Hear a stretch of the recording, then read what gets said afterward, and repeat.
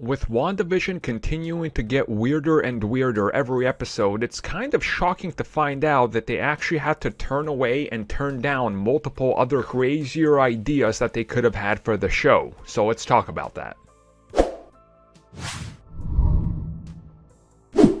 With every new episode and subsequent days after that episode, we always get to find out a little bit more in regards to what just happened directly from the people that were involved with the series or that particular episode. The most prominent of these has been Jace Sheffer, and she's been talking up various other aspects of the MCU and what ideas they had, how they bounced off of the different directors working on other multiverse projects, such as Spider-Man and Doctor Strange 2. So it's really not surprising that they recently revealed that they had plenty of ideas that they wrote as pitches for the first season, and they were trying to figure out if they could work them in here. But a lot of them, as she said, they weren't really cohesive to the overall storyline that they were telling. Some of them were way out there out of left field and would feel a little weird to be placed in here, including some characters. Now, to me, this makes me think Quicksilver, and I think for many of you it's the same thing, or other possible Fox characters, because let's be real,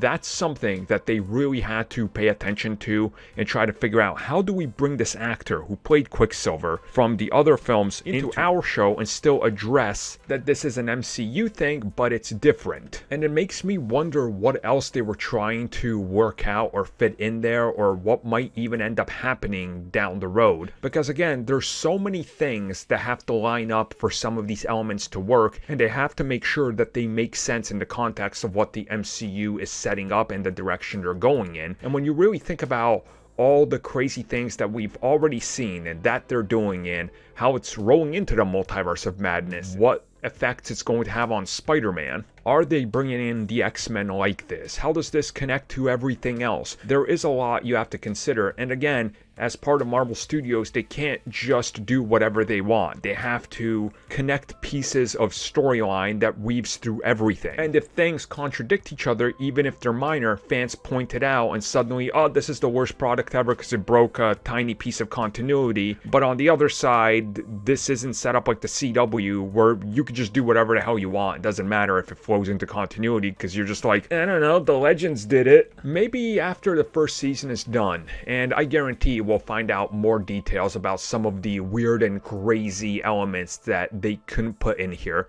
And as time goes by, I think we'll find out more. Like when Wolverine inevitably shows up in the MCU, they'll probably be like, oh yeah, we considered him at one point for WandaVision, but we had other plans for him. And we'll find out more details like that, as we always do with things down the road.